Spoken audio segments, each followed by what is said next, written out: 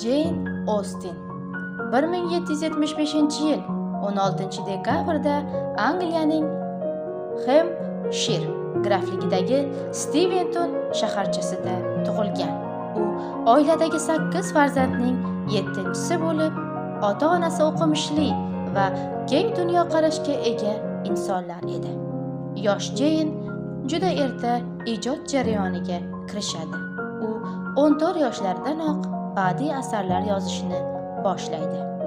Yozuvchi ijodi 2 davrga bo'linib, ilk ijod davrida yozilgan asarlar sirasiga his va hissiyotga berilish, andisha va g'urur va Nortenger abadligi romanlarini, yetuk ijod davrida yozgan asarlari jumlasiga esa Mansfield Park, Emma va idrok asoslari kabi asarlarini kiritish mumkin. Jane Austen bugungi kunda nafaqat Angliya, balki butun dunyo kitobxonlarining sevimli adibasi hisoblanadi. Jane Austen 1817-yilning 18-iyulida vafot etgan.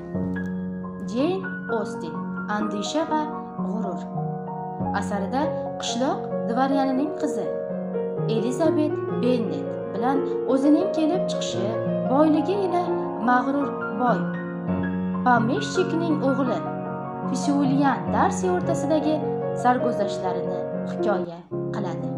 Asar 1813-yilda nashr qilinib, adabiyot dunyosida katta shov-shuvga sabab bo'ldi. Ushbu asar haqida o'sha paytdagi Britaniya tadqiqotchisi jurnali shunday yozgan edi. Asar shu paytgacha o'quvchilar hukmiga havola qilingan bu turdagi hamma romanlardan yuqori turadi. Umid qilamizki, mazkur asar hurmatli o'zbek kitobxonlariga ham manzur bo'ladi.